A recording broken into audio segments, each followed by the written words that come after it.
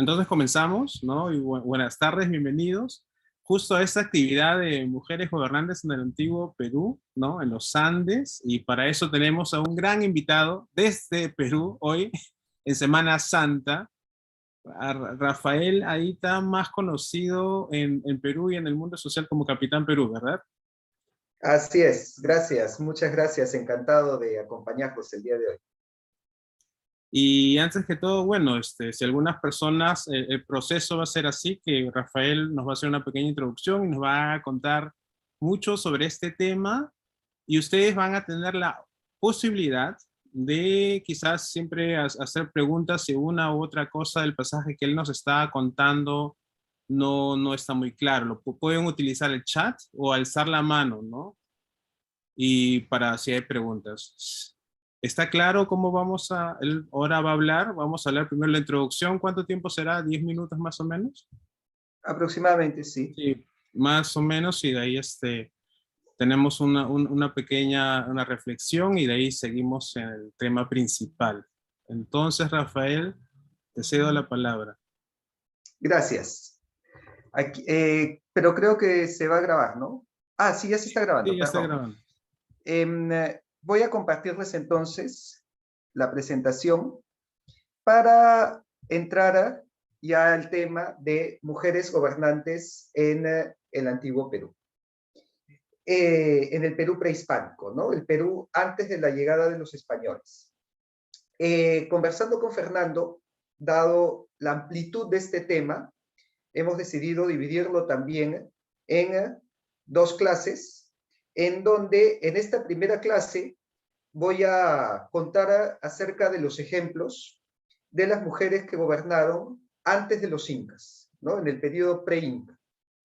Y para la siguiente vamos a ver ya de lleno al imperio inca, ¿no? Entonces, en esta primera oportunidad vamos a estudiar cuáles han sido las mujeres gobernantes que tuvieron poder en los Andes antes de la llegada de los incas. Pero para esto, antes de hablar sobre estas mujeres relevantes, tenemos que entender cómo el hombre andino veía a la mujer. Y en ocasiones eso es más difícil de lo que parece, porque tenemos que recordar que las culturas andinas no tuvieron ninguna influencia externa, a diferencia de las europeas, ¿no? Que las europeas sí tuvieron contacto con culturas del África, con culturas de Medio Oriente, incluso con culturas del Asia, en donde esta comunicación les permitía intercambiar conocimiento, intercambiar incluso tecnología. Pero en el caso de los Andes, fue un sistema autónomo, en donde ellos crearon todo prácticamente de cero. Y para nosotros es difícil entender eso, porque muchas veces nosotros lo miramos con nuestra visión occidental. De hecho, los mismos españoles, cuando llegaron al Perú y recogieron las crónicas, lo hicieron también bajo su visión europea. Pero la cultura andina tiene elementos que la diferencian. Y aquí ponemos los principales elementos que nos va a permitir entender un poco, por lo menos, la cultura andina y luego acercarnos al papel de la mujer, al rol de la mujer dentro de esa cultura. El primero de estos, y tal vez el más importante, fue el sistema dual. Las culturas andinas mostraron una fuerte inclinación por la dualidad.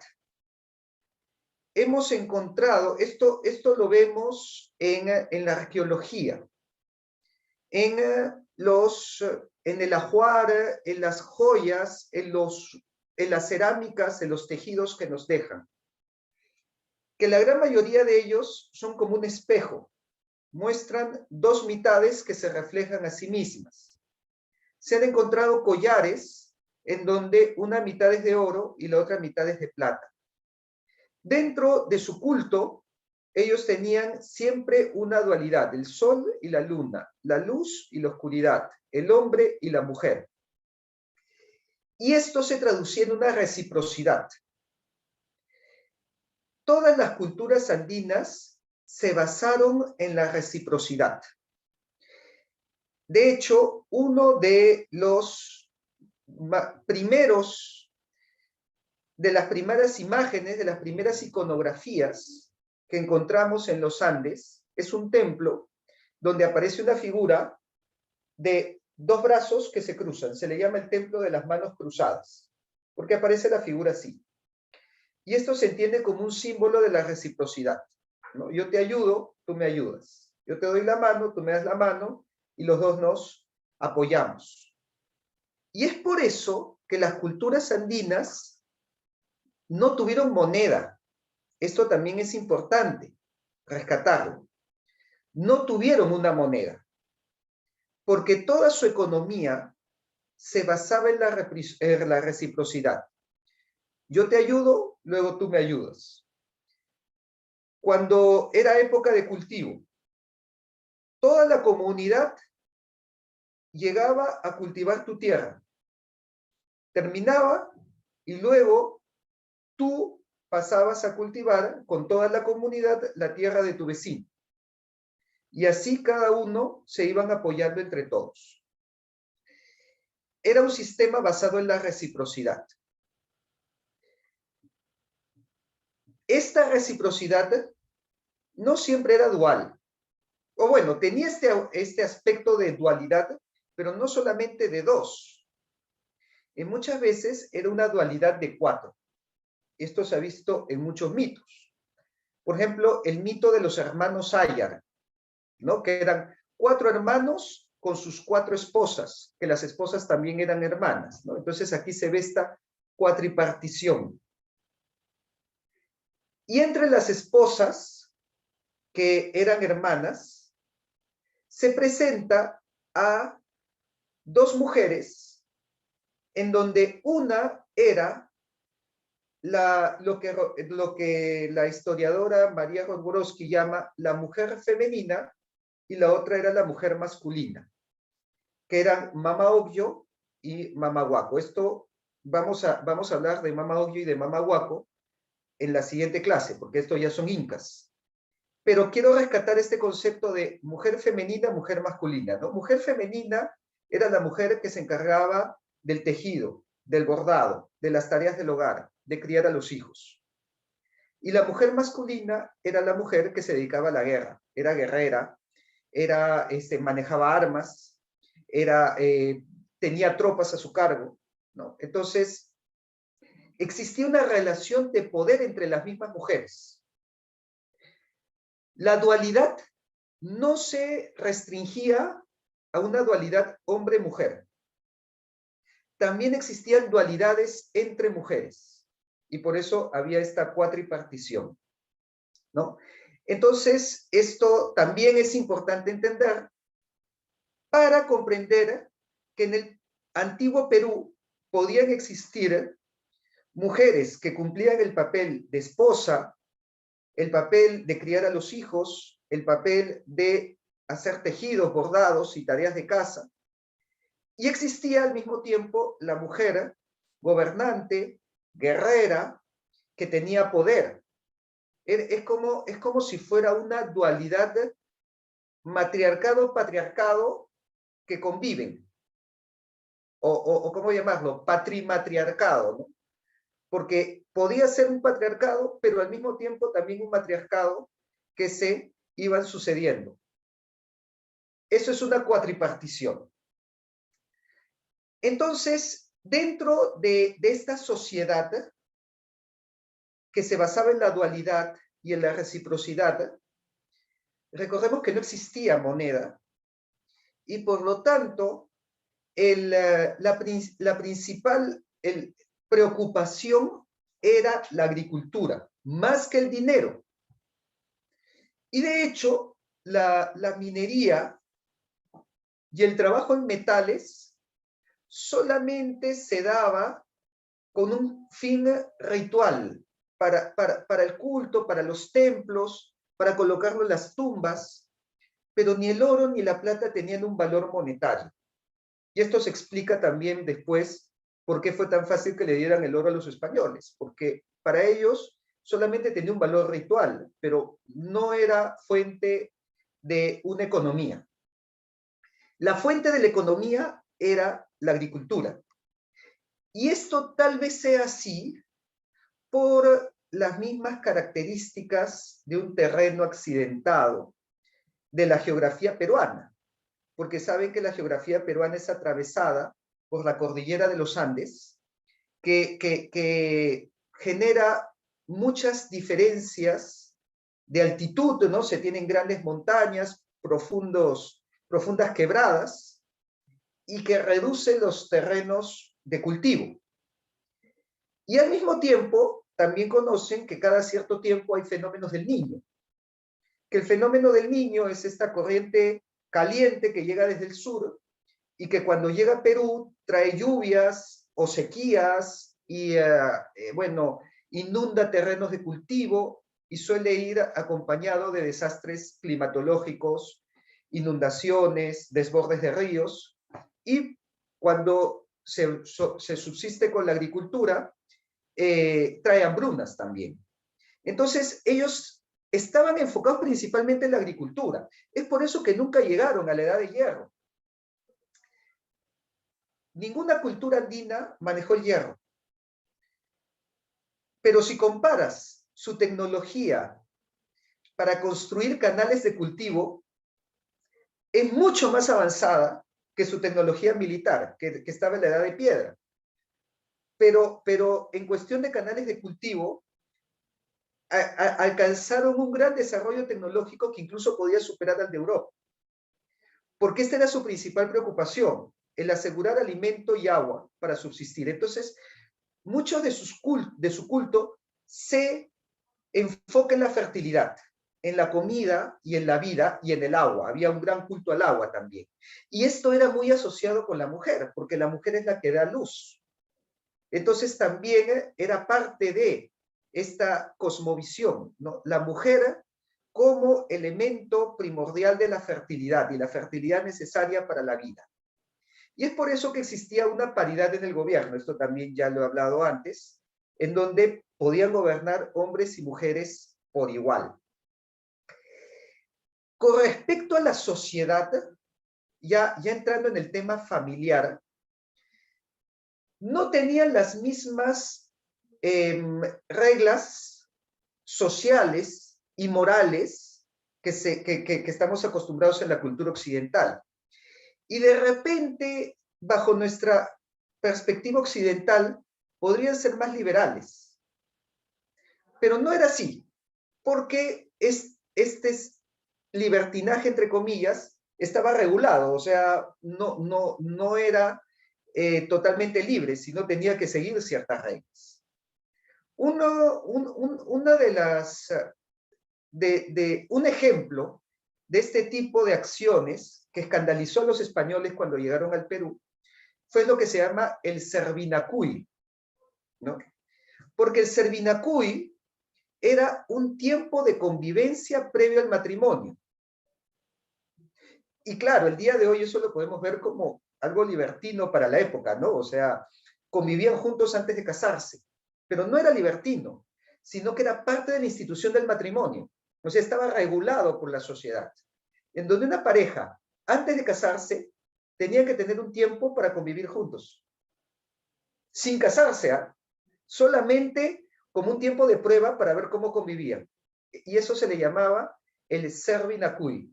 El Servinacuy era dos jóvenes sin compromiso matrimonial, se juntaban a vivir para ver cómo la pasaban. Si funcionaba, se casaban.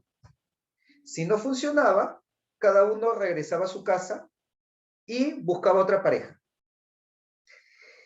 Esto estaba regulado en el Perú andino, en el Perú prehispánico, ¿no? Entonces, no seguían el mismo código moral que traía de Europa, que prohibía las relaciones sexuales antes del matrimonio. Para ellos era aceptable este periodo de prueba. Entonces, esto también da una imagen de paridad, ¿no? En donde el hombre y la mujer podían convivir juntos y luego regresar a su familia sin consecuencias, por así decirlo.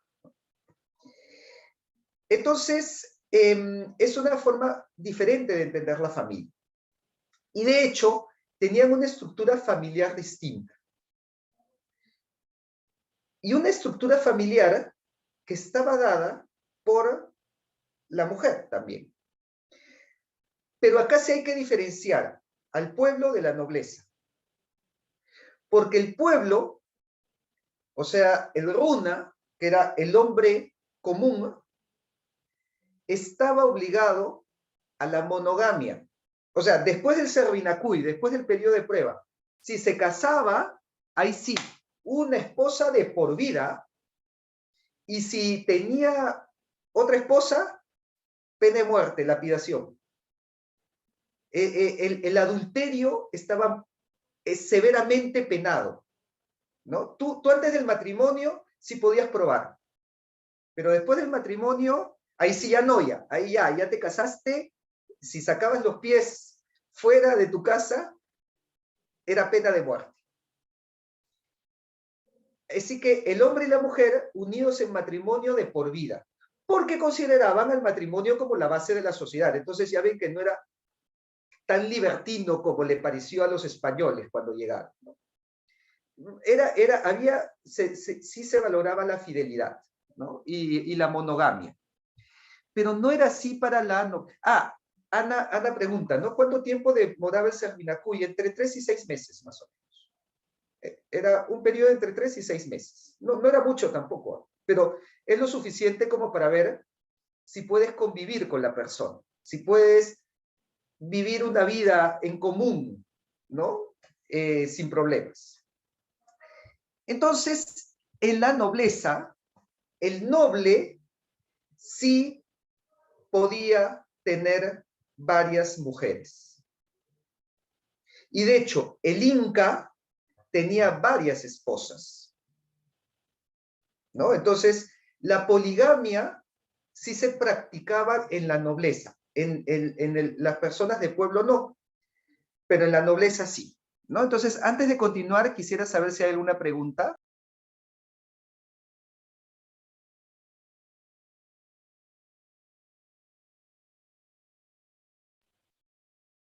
Todo claro, ¿no? Habían algunas preguntas sobre el audio, ¿no? Bueno, yo sí te puedo escuchar. Quizás puedas preguntar si el amigo Jorge Caballero te puede escuchar. A ver, confírmeme si todos me están escuchando. A ver. Sí, ¿no? No hay problema, ¿no? A ver. Sí, me dicen que todo bien. ¿No? Entonces, el Inca tenía varias esposas y por lo tanto, el lazo familiar se daba por cada una de estas esposas. Entonces, eso es algo que nos es difícil de entender para nosotros, porque los hermanos de padre, si tenían distinta madre, pertenecían a distintas familias. Y eso es lo que se llama la panaca. La panaca es como la familia por el lado materno. Tu familia era tu familia por el lado materno, no por el lado paterno, porque por el lado paterno el Inca tenía 200, 300 hijos. Entonces, para ordenarlos, la familia se daba por el lado materno. Y acá también está el papel de la mujer, que definía la familia en el incanato, o sea, definía la panaca, porque tu familia era la familia materna, era la familia de la mujer, ¿no? Entonces, esto nos da una pequeña introducción, una pequeña idea de lo que era la mujer en la cosmovisión, ¿no? En la cultura de la época y obviamente también en las creencias, ¿no? En las creencias, pues nos ha llegado que en los Andes se rendía el culto a la Pachamama, que vemos acá, ¿no? En la figura superior, en la foto superior. La Pachamama era la madre tierra, ¿no? Y bueno, el día de hoy pues se le identifica como el planeta Tierra, la madre tierra, el cuidar la tierra, ¿no? El día del planeta. Muchos lo llaman la Pachamama, como para evocar la cultura andina. Pero menos conocida es que junto a la Pachamama estaba la Mamacocha. La Mamacocha, que aparece en la foto de abajo, era así la madre mar. Entonces, Pacha es tierra, Pachamama, madre tierra. Mamacocha, Cocha es el océano, el mar, o un volumen grande de agua. Entonces es la madre mar. También existía en la época, ¿no? Por lo tanto, existían un culto a personajes femeninos. Incluso una de las principales deidades, si no es la principal deidad, que vemos acá arriba en la Puerta del Sol, que es este famoso ícono del dios Huiracocha, que es este dios sosteniendo dos varas. Este famoso ícono de Huiracocha, que era pues como el dios principal en los Andes, se ha encontrado una contraparte femenina, porque se ha encontrado este telar que se muestra abajo, en donde también existe un personaje sosteniendo dos varas, pero es un personaje con rasgos femeninos, porque fíjense que tiene como una especie de vagina dentada, que al mismo tiempo hace la función de boca, ¿no? Porque esta parte central es como si fuera un rostro, donde los ojos representan los senos y la boca representa la vagina dentada. Entonces era una cosmovisión de ver a la persona en el rostro, ¿no? Bueno, un pensamiento muy abstracto, el día de hoy lo llamaríamos surrealista, pero que nos muestra esta parte, esta contraparte femenina de una deidad que siempre le hemos atribuido características masculinas, como es Huiracocha. Así que esta ha sido una introducción a cómo se veía la mujer en los Andes, dentro de la cosmovisión, dentro de la cultura, ¿no? Entonces, esta va a ser la primera parte, ¿no? La primera parte, vamos a continuar. Sí. Y ya saben que en caso que exista alguna duda, alguna pregunta, pues pueden escribirla en el chat o me la hacen llegar para responderla. Y también vamos a dejar unos minutos al final para responder preguntas, ¿no? Entonces, habíamos hablado del mito, ¿no? Habíamos hablado de los personajes femeninos en la mitología andina, pero ahora vamos a pasar del mito a la historia. Y aquí encontramos una figura que se encuentra en medio de las dos, que es este monolito. ¿No? Acá ven, perdón, voy a poner pantalla completa. Ven la foto superior derecha de un monolito de piedra que se encontró en Cajamarca. Pertenece a la cultura Pacopampa, que estaba en el norte del Perú, ¿no? Y abajo de esta figura he colocado el dibujo para que se vea más claramente, ¿no? Porque a veces en piedra no se distingue mucho. Y esta figura la hizo una cultura, ¿no? Que vivió entre el 1250 a.C. y el 1 después de Cristo.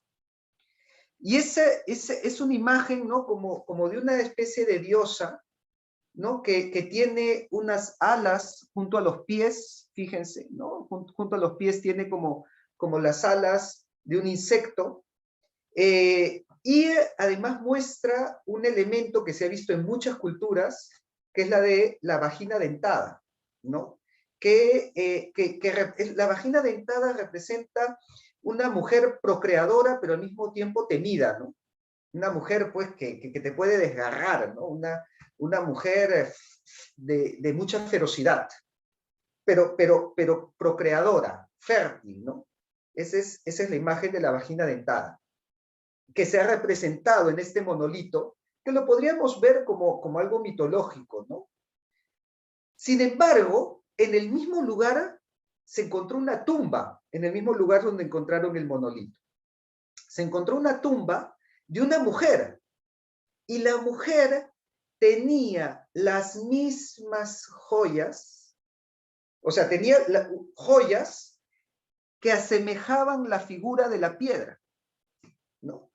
Compartían el mismo ajuar, o sea, tenía una máscara mortuoria con esa dentadura, ¿no? Y con esa forma. Y también tenía joyas con las formas de esas alas y también los adornos del pecho. Entonces, es como si esta mujer lo hubieran mitificado, ¿no?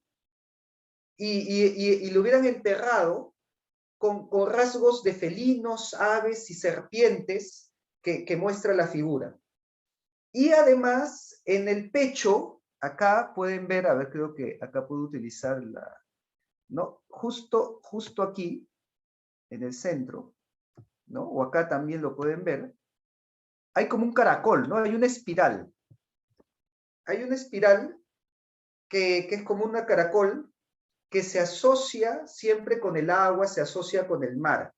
Y sabemos, pues, que el agua también representa la fertilidad, representa la vida y representa el poder. Bueno, representa el cambio, o sea, hay toda una cosmovisión, ¿no? Toda una forma de ver detrás de esto. Entonces, fíjense que con esto, esta imagen es una conexión entre el mito, entre esta figura mítica, media zoomórfica, con la historia, porque sí tenemos la tumba de la mujer que no sabemos si era gobernante, pero que de repente fue pues una adivina o fue una curandera, pero que sabemos que tenía estos dones o estos dotes de míticos, ¿no? de poderes atribuidos a los animales y a la mitología.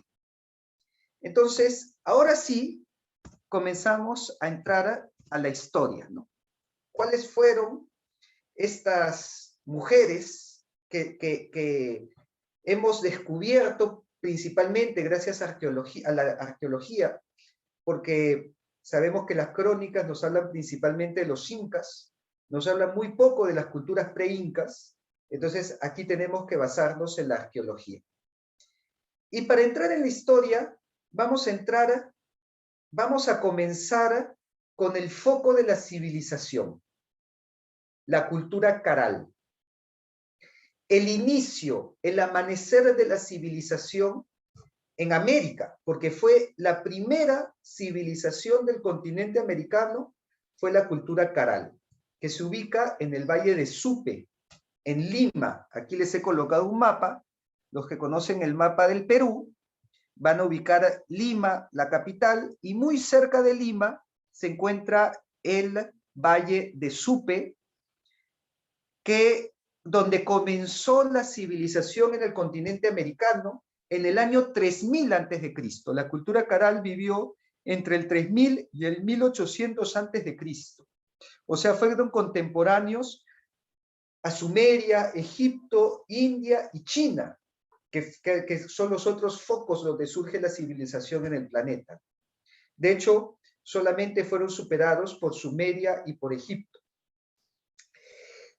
Y por lo tanto, estamos en un periodo precerámico. No se ha encontrado cerámica en este lugar, pero lo que sí se han encontrado son estas pirámides, que acá arriba les he colocado una imagen, una foto, de cómo se ve la pirámide de Caral el día de hoy. Y claro, esta es la pirámide principal, pero en el mapa de abajo van a ver que es todo un conjunto, es un complejo de pirámides. Y en este caso, esta pirámide tiene enfrente una plaza circular. Y eso se ha encontrado mucho en Caral, ¿no? Pero en las otras pirámides no se encuentra enfrente, sino en la parte superior hay como un recinto circular. Y cada pirámide tiene un altar. Entonces, se cree que los Caral tenían un culto al fuego, porque es un altar en donde había fuego permanente. Se ha encontrado restos de que se hacían ofrendas al fuego, quemados, ¿no? Entonces existía un culto al fuego que se ha encontrado en estos altares, que tenían un complejo sistema de ventilación. O sea, debajo del altar se han encontrado ductos por donde se soplaba el aire para alimentar el fuego, por lo que es muy posible que este fuego haya sido permanente, porque tenían canales de aire para alimentar el fuego y que no se apague día y noche.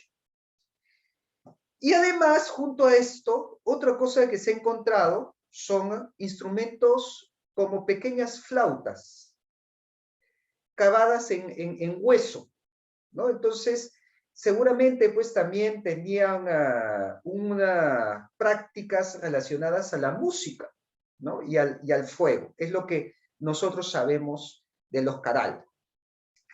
Y en el caso de Caral, la arqueología nos ha mostrado que encontramos mujeres que fueron también gobernantes, o por lo menos tuvieron acceso a la organización, a la economía, a la vida sociopolítica o a la religión, ¿no? ¿Qué es lo que hemos encontrado? Primero, acá hay dos estatuillas que se encontraron juntas, que representan un hombre y una mujer, ¿no?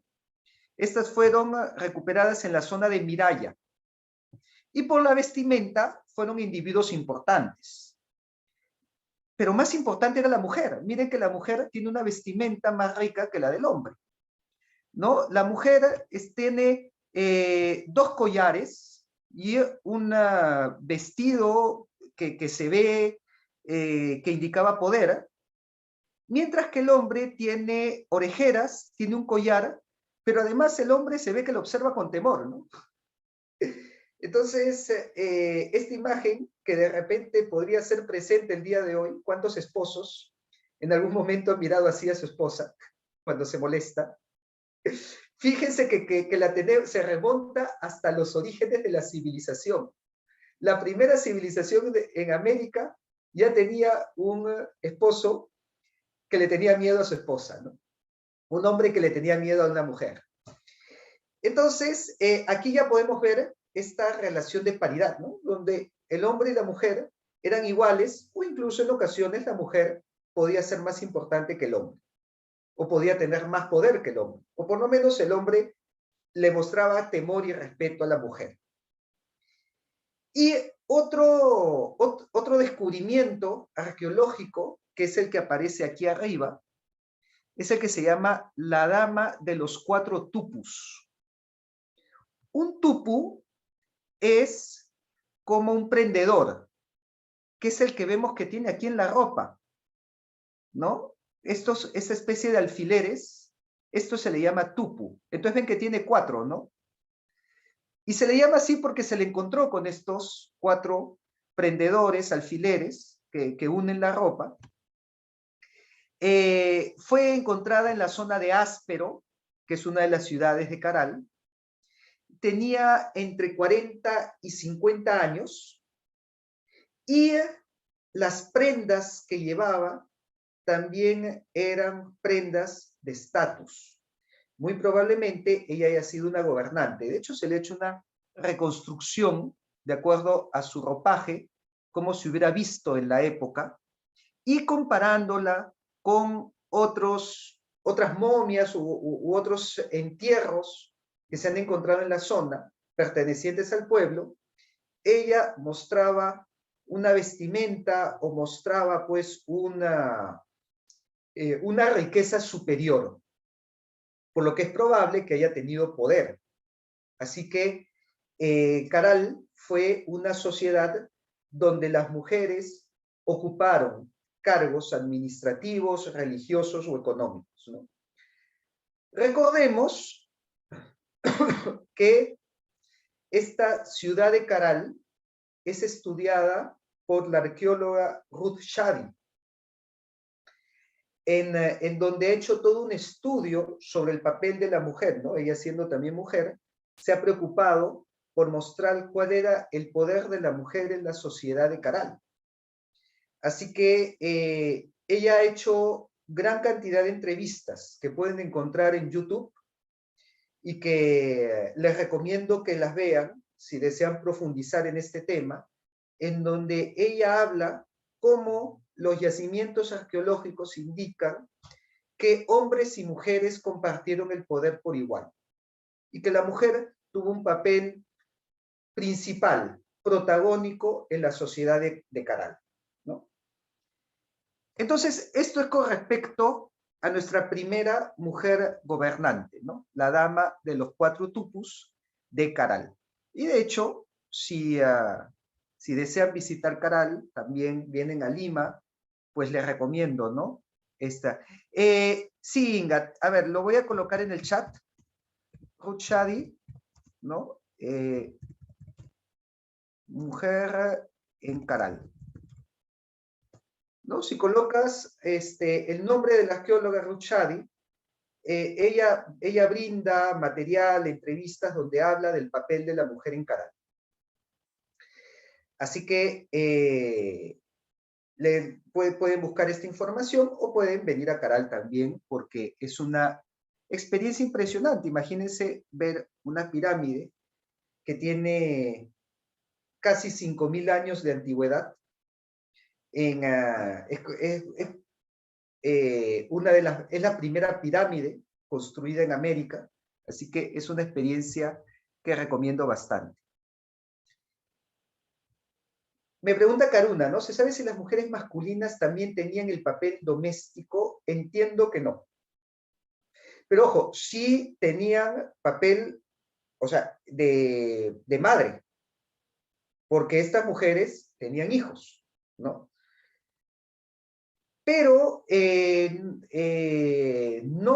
no hay evidencia que podamos ver que se dediquen a, o sea, papel doméstico tenían en el sentido de maternidad, pero que se dediquen a la textilería, a tejer, como trabajo, no.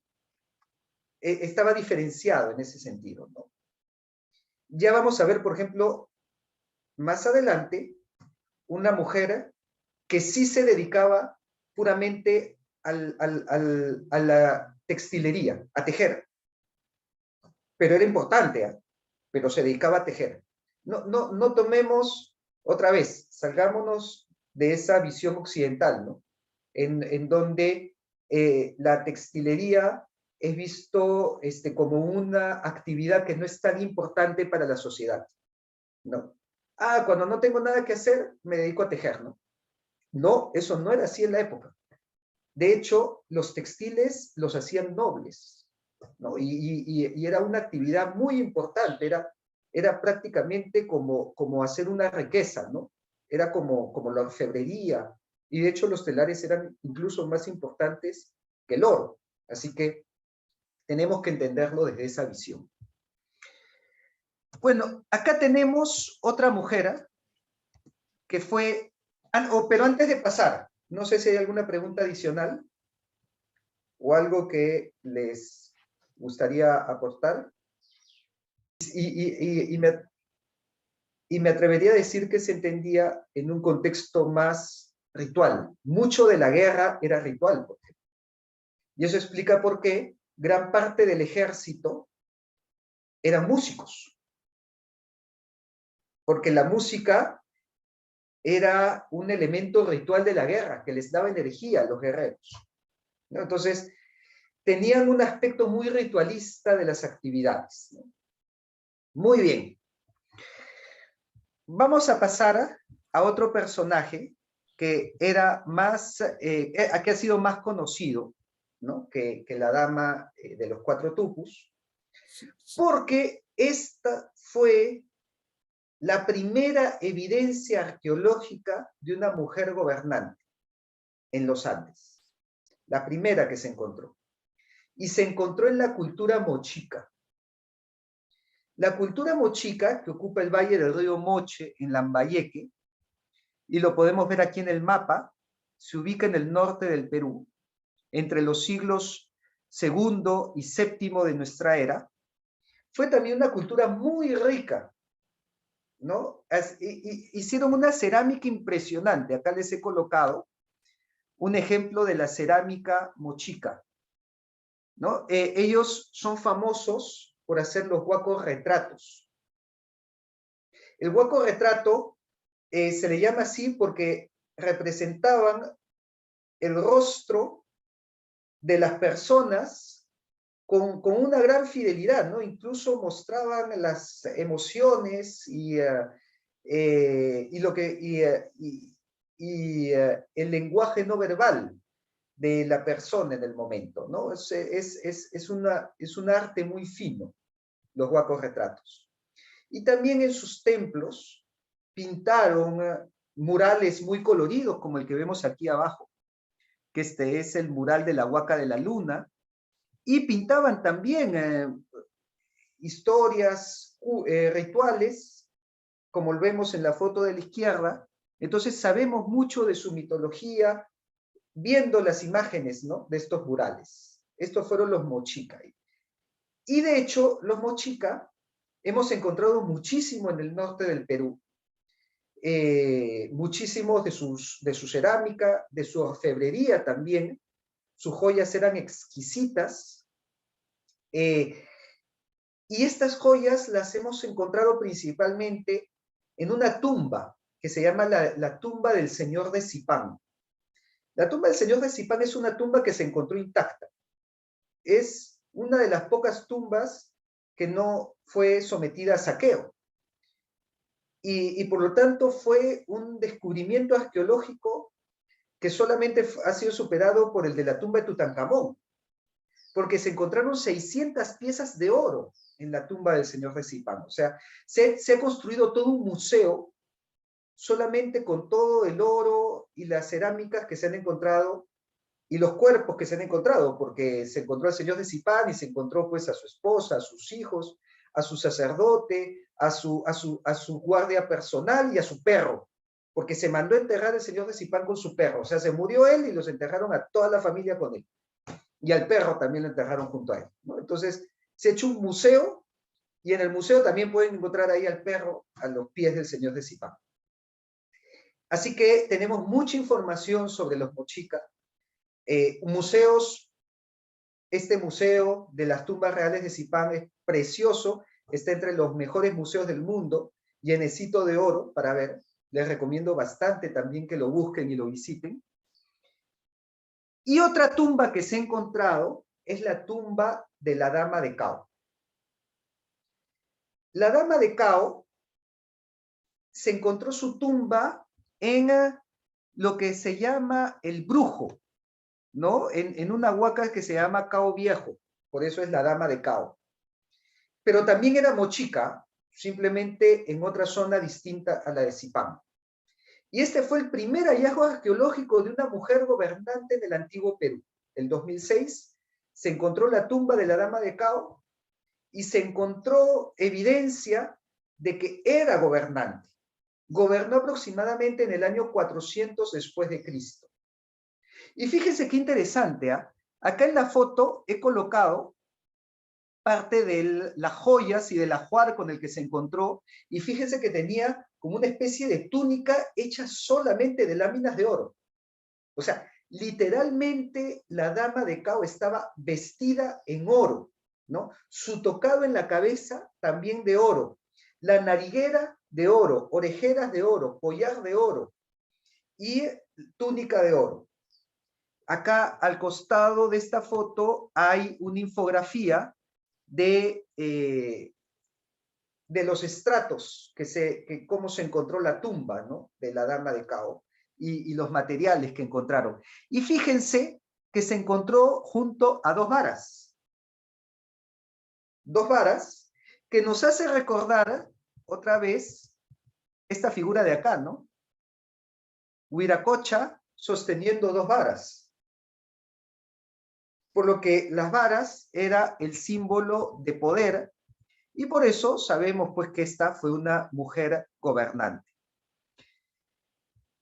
Gobernó alrededor del 400 después de Cristo, o sea, poco antes, ya hacia el final de la cultura mochica, ya cuando la cultura mochica llevaba pues, ¿no?, desde el siglo II, llevaba 200 años, medía 1,45 y murió joven, entre los 20 y 25 años, por complicaciones en el parto. fue la causa de la muerte. Y bueno, la cantidad pues, de oro y de lujos con los que se ha encontrado, se notaba pues que la trataban prácticamente como una deidad, ¿no? Se encontró con 18 collares de oro, plata, joyas, 30 adornos de nariz de oro y plata, entre otras joyas más. Pero lo que más llama la atención de esta mujer son sus tatuajes. Fíjese, y acá le he colocado una foto de su brazo, ¿no? Donde se muestra la foto original, y arriba se muestra pues un dibujo donde se puede ver más claramente los tatuajes en los brazos que se le encontró a la dama de Cao. Estos son tatuajes que muestran serpientes, arañas, cocodrilos, monos, jaguares, abejas y mariposas. Es muy posible que estos tatuajes hayan estado relacionados a ritos de adivinación, por lo que de repente la dama de Cao era un oráculo que podía leer el futuro, o por lo menos se le consideraba así en la época, ¿no? Que pronosticaba el futuro. Y de repente también por eso este halo místico que la rodea, ¿no? Entonces, esta ha sido la primera evidencia que encontramos de una mujer gobernante. Ya después se han encontrado otras, ¿no? La dama de los 4 tupus es posterior, las que vamos a ver a continuación también son posteriores, esta fue la primera. Pero antes de avanzar, me gustaría saber si hay alguna pregunta, algún comentario. Si a ver, ¿tienen algunas preguntas? Pueden animarse, si no, escribirlo en el chat, ¿no? Naya creo que tiene una pregunta. Sí, Naya, adelante. Tienes tu micro apagado. Sí, sí, gracias. Yo quería preguntar si el significado, bueno, habías mencionado que es como un oráculo, por tanto, lo de los tatuajes. ¿Las serpientes tenían un significado especial en la cultura o pre-inca? Muchísimo, muchísimo. Y fíjate, aquí precisamente voy a compartir una foto de uno de los principales templos que existió en esta zona misma, que se le llama la Huaca Dragón, pero más que un dragón, en realidad muestra la figura de una serpiente de 2 cabezas, ¿no? Entonces, de ahí viene el nombre. Entonces, aquí precisamente voy a compartir esta foto que tengo acá.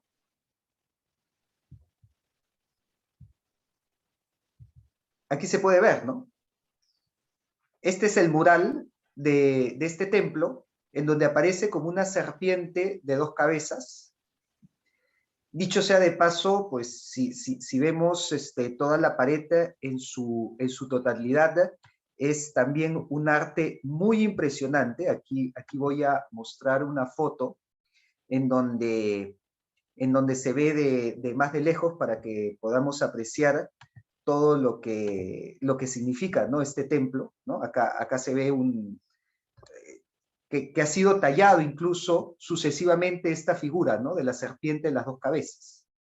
Así que sí, la serpiente fue muy representada y fíjense, a ver si hago acá un zoom, van a ver que arriba de esta serpiente de 2 cabezas existen como ondas, como olas de mar, porque la serpiente estaba relacionada al agua, especialmente la de los ríos, justamente porque el movimiento de la serpiente parece el movimiento de un río, así que se le relacionaba al agua y por lo tanto se le relacionaba al cambio, ¿no? Entonces, recordemos que el agua significa movimiento, cambio, limpieza, purificación, y recordemos que las serpientes también mudan su piel, ¿no? Entonces, significa cambio, significa renovación. Este es el significado que se le daba a la serpiente en esta época. Y por eso de repente el tatuaje, ¿no? tiene que ver con eso, ¿no? Renovación, cambio, y claro, obviamente, movimiento de ver hacia el futuro, ¿no? Por eso se relaciona también con la adivinación y el oráculo. Muchas gracias. Sí, ahora Inga. creo que Inga. ¿Cuándo recibió esos tatuajes? ¿Se sabe? No, no se sabe, no hay forma de saber, pero muy posiblemente haya sido un ritual, porque sabemos que las culturas prehispánicas tenían rituales para entrar a la madurez, ¿no? Por ejemplo, había un ritual que era el guarachico, ¿no? Del paso de la niñez a la adultez, o de la adolescencia a la adultez. De repente no sabemos a ciencia cierta, porque no hay ningún relato que nos lo explique, y solamente lo sabemos por lo que hemos encontrado en su cuerpo. Pero sí sabemos que existían ciertos rituales para acceder a la adultez, o incluso para convertirse en sacerdote o en adivino, ¿no? Eso, por ejemplo, lo tenían los chavín, también tenían un ritual en donde entraban a la casta sacerdotal. Así que posiblemente haya sido parte de eso. Naya. Va a ser la última. Pero los tatuajes entonces eran usuales dentro de la cultura, o solo pertenecían, o solo se puede decir que en cierto estatus. En cierto estatus, no ha sido masivo, no es común. Las momias que se han encontrado no tienen esos tatuajes, ni siquiera las que han sido sacrificadas, ¿no? Recordemos, por ejemplo, la momia Juanita, ¿no? Que fue un sacrificio que se encontró en el Ambato. No ha sido comúnmente encontrado. Por eso, cuando se encontró en su caso, fue una sorpresa, pero sabemos ya por eso que debió haber estado identificado en un ritual o al oráculo, porque no era masificado, no era algo común. Muchas gracias. Ya, gracias. Perfecto. Sí, Rafael, solamente una última curiosidad antes de que vayamos a la siguiente gobernante. Ajá. El concepto de la crianza, porque estamos hablando mucho, porque ¿cómo era la crianza de los niños, no? Porque sí, imagino que en el antiguo Perú era distinto a los conceptos occidentales que tenemos ahora. Así es. Y bueno, ese es un tema que voy a desarrollar más con los incas, porque la información que tenemos sobre la crianza nos viene de los incas. Pero puedo adelantar que tenían una crianza muy rigurosa, ¿no? Se sabe que en el caso de los incas, las mujeres no cargaban a sus hijos para darles de amamantar, porque decía que esto los malacostumbraba, los volvía engreídos. Entonces colocaban al hijo en el suelo y la mujer se colocaba encima del hijo para que pueda amamantar. Y conforme iba creciendo, la mujer se iba alejando para que el hijo también aprenda a incorporarse, a gatear para buscar su alimento. O sea, desde esa edad ya los estaban formando para las dificultades de la vida, ¿no? Así que hacían mucho énfasis en una crianza que desde bebés incluso puedan llevarlos a enfrentar dificultades y no acostumbrarse a una vida cómoda, por así decirlo. También se sabe que uno de los rituales que tenían era el del primer corte de cabello. El primer corte de cabello implicaba un ritual en donde en ese momento se le ponía el nombre al bebé, ¿no? Entonces, es otra concepción muy interesante, también muy rica y con mucha lógica. Y bueno, ya voy a profundizar en eso la próxima clase, porque ya eso es propio de los incas. Entonces, continuamos con la siguiente mujer gobernante. En este caso, ella perteneció a la cultura Wari, que muchos llaman el imperio Wari. Fíjense la extensión que alcanzó, ¿no? Por eso se le llama que junto a los incas podría considerarse como un imperio andino. Y se desarrolló después de los Mochica, entre los siglos 7 y 13, y ellos se enfocaron mucho en formar una civilización. Y por eso construyeron grandes caminos y centros administrativos que articulen, que integren todo este vasto imperio. Es más, se dice que los incas construyeron sus caminos inspirándose en lo que habían hecho los Wari. Los Wari sirvieron de mucha inspiración para los incas, en su forma de construir y en su organización. Es más, incluso se podría decir que los Wari ya conocieron la división del trabajo, porque estos centros administrativos Wari se ha identificado que estaba dividido de acuerdo a la división del trabajo, ¿no? Porque se ha encontrado una zona para los orfebres, una zona para los artesanos, para la cerámica, otra zona para los tejedores de textiles, y así, o sea, aplicaron una división del trabajo en sus centros administrativos, ¿no? Entonces, acá podemos ver, por ejemplo, algunas de sus construcciones que hicieron, que nos han dejado hasta el día de hoy, y también los caminos sobre los cuales se construyó el gran camino inca. Podemos ver su cerámica. La cerámica muestra mucho a este dios de las dos varas, a este Huiracocha, que ya habíamos hablado antes. Los Wari, tal vez junto con los Tiahuanaco, fueron los que más han representado a este personaje que lleva dos varas. Y vemos también en su cerámica que le gustaban mucho los colores, ¿no? Fueron muy polícromos. Su cerámica es muy colorida, al igual que sus telares. Su ropaje, acá por ejemplo arriba encontramos un fardo Wari.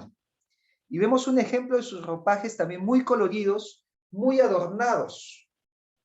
De hecho, ellos también utilizaron estos diseños geométricos que el día de hoy identificamos con los incas, ¿no? Pero que en realidad los Wari ya los usaban desde antes. Y en la cabeza, bueno, de repente en la foto no se ve bien, pero solían usar un gorrito de 4 puntas, también lleno de adornos y de figuras geométricas, ¿no? Entonces, estos fueron las características del imperio Wari, que se desarrolló en la zona de Ayacucho. Ayacucho queda junto a Cusco, o sea, los incas, si bien los incas comenzaron después de los Wari, los incas pues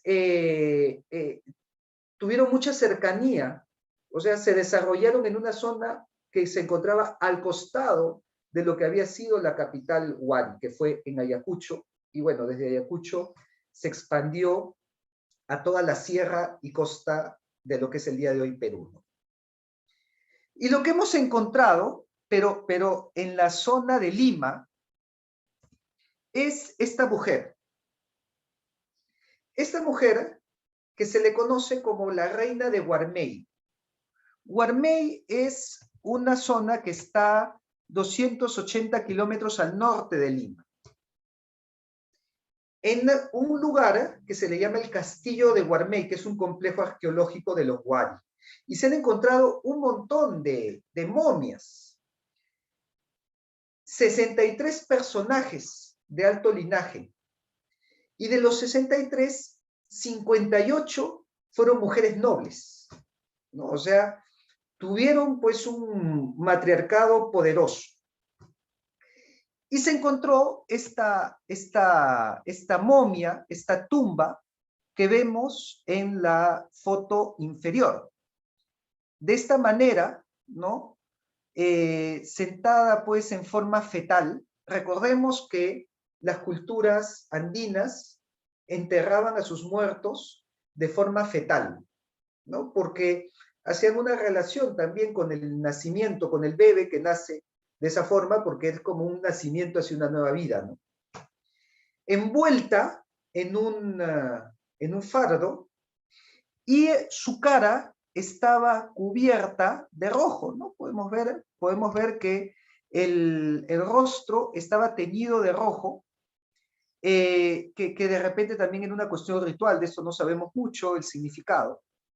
Y también estaba adornada con muchas joyas de oro, finos tejidos, por lo que nos hace pensar que fue una reina, fue una gobernante, ¿no? Se le llama la reina de Guarmey, por eso. No fue gobernante de todo el imperio Wari, pero por lo menos de la zona de Guarmey sí fue gobernante. ¿Por qué sabemos que fue gobernante? Porque fue enterrada en su propia cámara privada, ¿no? Mientras que los otros 62 personajes fueron enterrados juntos, para ella había una cámara para ella sola, privada, ¿no? Llena de adornos, llena de lujos, ¿no? Por ejemplo, hachas ceremoniales, una copa de plata. Entonces, esto nos da que pensar que ella fue gobernante, ella tuvo un estatus mayor que los otros 62 nobles que fueron enterrados en conjunto. Pero además hay algo curioso, ¿no? con la reina de Guarmey, y es que se ha utilizado su momia utilizando técnicas de simulación y técnicas digitales para reconstruir su rostro, en base pues a su cráneo. Y también utilizando a personas del lugar, ¿no? O sea, se utilizó también patrones de personas que viven en Guarmey. Incluso dicen que para el pelo utilizaron pelo de personas que vivían en Guarmey, y finalmente reconstruyeron su rostro hasta llegar a este busto que tenemos acá en la figura superior. Entonces, así debe haber sido el rostro de la reina de Guarmey. Ha sido reconstruido digitalmente, y de hecho vemos un rostro típicamente andino, y tiene también la particularidad de tener las orejas horadadas. Fíjense que las orejas tienen una especie de arete en el lóbulo que hace que el lóbulo sea más grande. Esto se hacía también en la época. Y de hecho, mientras más grande era el lóbulo de la oreja, más importancia tenía el noble. Cuando llegaron los españoles, encontraron que la nobleza tenía esos lóbulos grandes. En el caso de los puestos más altos, se dice, las crónicas dicen que el lóbulo de la oreja le llegaba incluso hasta los hombros, imagínense, o sea, tenía unas orejazas hasta acá. Y es por eso que los nobles incas fueron llamados por los españoles como orejones. ¿Por qué hacían esto? Porque cuando se tomaban prisioneros, digamos, un enemigo tomaba un prisionero, al prisionero se le despojaba de todas sus joyas, de todo su lujo. Y esta era una forma de reconocer a un noble, aunque le hayas quitado todo el lujo, lo reconocías por las orejas grandes. Y el tamaño de las orejas te decía qué tan alto rango tenía, ¿no? Entonces, bueno, se le ha colocado este detalle a la reina de Guarmey, que como gobernante también debió haber tenido estos grandes lóbulos, que se hacían periódicamente. Anteriormente había hablado del rito de la mayoría de edad. junto a la mayoría de edad, se perforaba el lóbulo. Eso era parte del rito. Era la primera perforación y se colocaba un pequeño pendiente. Conforme iba pasando el tiempo, se iba colocando un pendiente más grande, más pesado, que vaya jalando más el lóbulo y así poco a poco se iba estirando. Esa era la forma, ¿no?, de realizar esta perforación, que era una señal, un signo de los gobernantes, de los nobles de la época, ¿no? Así que esta fue la reina de Guarmey. Y bueno, antes de pasar a nuestra última gobernante, no sé si hay algún comentario, alguna duda sobre esto.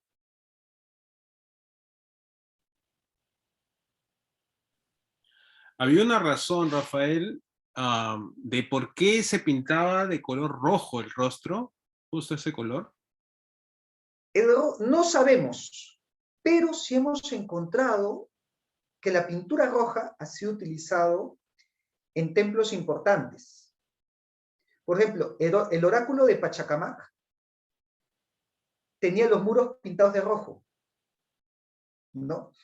Y el primer mural pintado de América, que queda en Chiclayo, también en Lambayeque, en una huaca que se llama Ventarrón, son los murales pintados más antiguos de América. Tiene un mural pintado de rojo, blanco y rojo, como la bandera peruana, ¿no? Es casi como si lo hubieran predicho. Entonces, sí, el rojo tenía un significado que desconocemos porque no ha sido recogido, pero que se ha encontrado en lugares sagrados.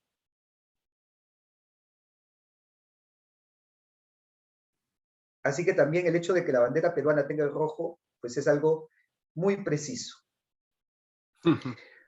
Muy bien, pasamos a nuestra última gobernante, la capullana. Y de la capullana sabemos más, ¿no? Sabemos más porque la capullana, a diferencia de las anteriores, ¿no?, la dama de los 4 tupus de Caral, la dama de Cao, Moche, y la reina de Guarmey Huari, todas ellas, sus culturas se habían extinguido para cuando llegaron los españoles. Entonces, solamente tenemos las momias, que lo que sabemos lo recogemos de ahí. Pero la capullana sí vivió en la época que llegaron los españoles. Así que sí tenemos testimonios escritos sobre quién era. Porque la capullana era la gobernante de los tayanes. La cultura tayán fue una cultura muy pequeña. Miren, fíjense el espacio que ocupó con respecto a los huari, ¿no? Miren el tamaño de los huari y miren el tamaño de los tayanes. Entonces, fue una cultura pequeña, pero que sobrevivió gracias a la diplomacia. Porque los tayanes primero fueron conquistados por los chimú y tuvieron que establecer alianza con los chimú para sobrevivir. Y luego de los chimú llegaron los incas. Y también tuvieron que hacer alianza con los incas para sobrevivir. Y luego de los incas llegaron los españoles y también hicieron alianza con los españoles para sobrevivir. ¿Y quién hacía estas alianzas? ¿Quién era esta maestra de la diplomacia? La famosa capullana. La capullana era una cacica, una curaca de los tayanes, quien manejó muy bien la política con otros hombres, ¿no? Con el Inca, con el Chimo Cámac, que era de los Chimú, y con los españoles. El nombre de capullana es muy controvertido, ¿no? Acá he colocado una foto de una recreación de cómo debía haber sido la capullana, porque la capullana se caracterizaba por tener un manto negro que la cubría por entero a modo de capullo. Entonces, siempre se ha creído que el nombre de capullana viene de los españoles, que la vieron con ese manto negro como un capullo y la llamaron así capullana. Y de hecho, hay unos mantos así en España que también se les llama de la misma manera. Pero María Rodborowski ha encontrado que en la zona de los Tallanes había una palabra que era el capuy para designar estas telas y que es probable que también venga de ahí, así que no está cerrado y todavía está en debate de dónde viene el nombre de la capullana, ¿no? Pero sabemos que era característico este traje negro. Y la capullana tiene una particularidad que la había mencionado al inicio en la cosmovisión andina. Es de los poquísimos casos en la historia universal en donde se practicaba la poliandria. ¿Qué es la poliandria? La poliandria es lo contrario de la poligamia. La poligamia es un hombre que tiene muchas esposas, como el Inca. El Inca practicaba la poligamia, porque el Inca tenía muchísimas esposas. Bueno, la capullana practicaba la poliandria, porque era una gobernante mujer que tenía muchos esposos. Ella tomaba a varios esposos. O sea, la sociedad de los Tallanes permitía que solo la capullana. Ya hemos dicho que el caso de la nobleza y del pueblo era distinto en las culturas andinas. Para el pueblo, ellos sí, su matrimonio de uno con uno. Pero en el caso de la capullana, ella tenía varios esposos. Y cuentan las crónicas que esto lo sorprendió incluso al mismo Tupac Yupanqui, 10º Inca, porque Tupac Yupanqui fue el que llegó hasta esta zona del norte del Perú y encontró que estaba la capullana rodeada de hombres, todos eran sus esposos. Y el Inca no supo qué hacer, porque el Inca establecía alianzas tomando a la esposa, que era la hermana, que era la hija del gobernante.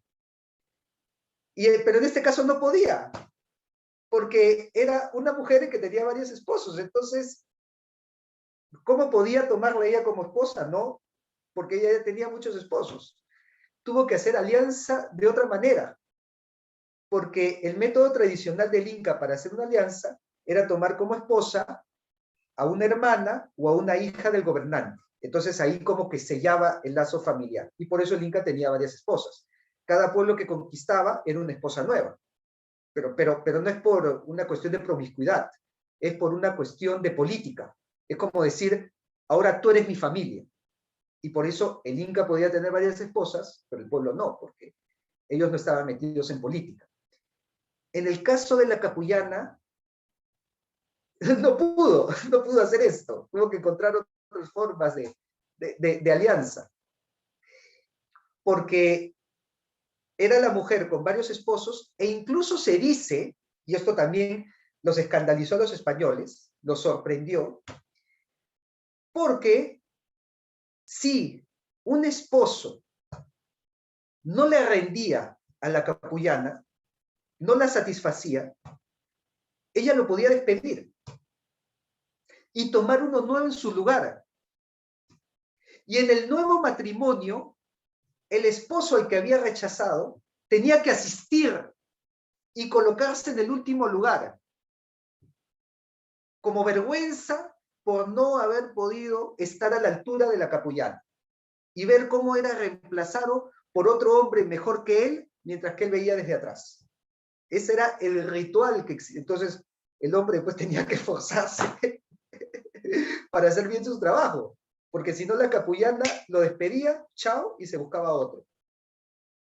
Y él tenía que ir al nuevo matrimonio y estar ahí viendo cómo lo reemplazaba, a modo de vergüenza.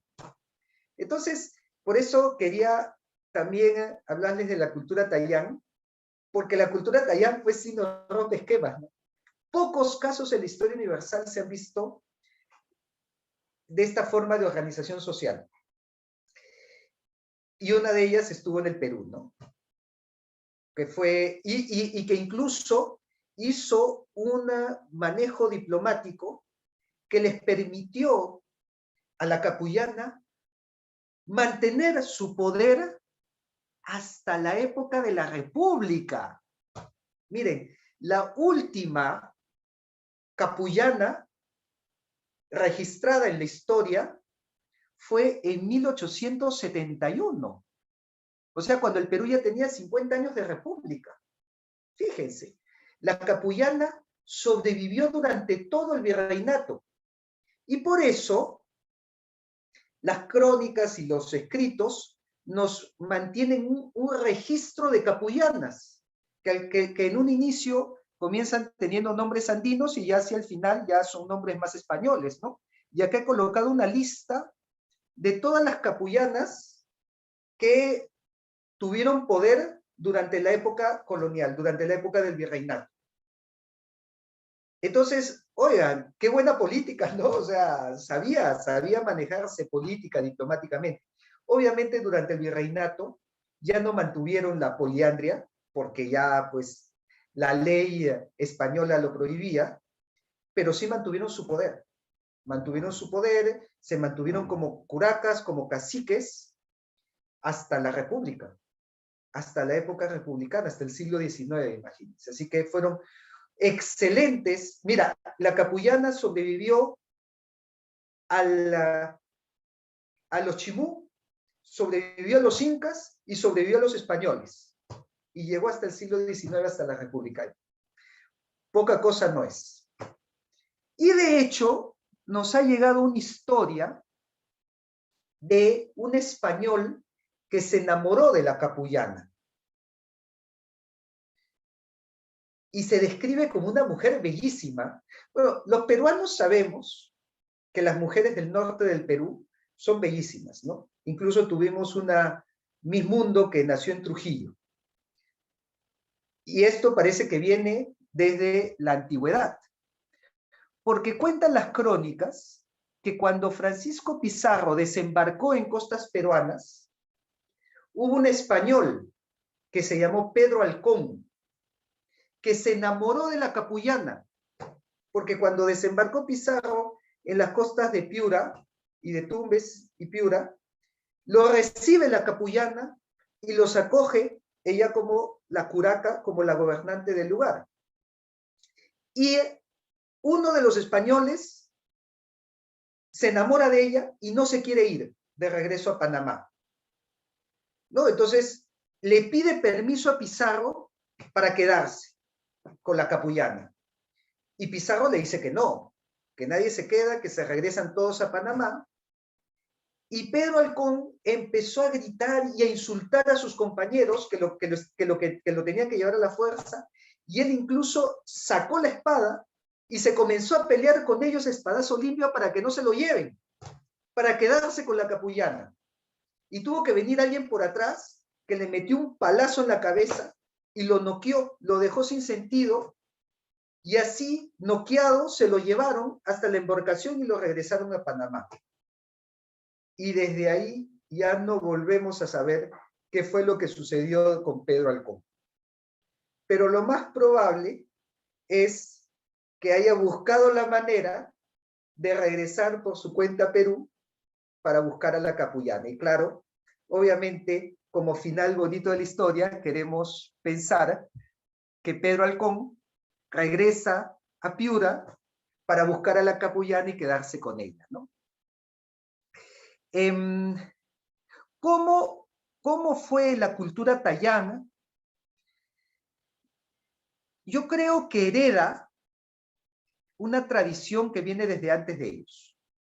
Porque fíjense que si nosotros vemos el mapa, la cultura tayana prácticamente viene muy cercana a la mochica que tuvo la dama de Cao. Entonces, ya había una tradición de mujeres gobernantes desde hacía mucho tiempo atrás. Y eso llevó a que, los tayanes sean un matriarcado. Y con esta historia, ahora sí llegamos al final de nuestra presentación, con esta historia de la capullana. y de Pedro Halcón, que se enamora de ella, y lo tienen que sacar a golpes, llegamos al final de este repaso de las mujeres gobernantes del Perú pre-Inca primero. Y ya la próxima clase veremos a las mujeres gobernantes durante el periodo Inca. Y dejamos los últimos minutos en caso existan preguntas, comentarios o consultas que quieran hacer.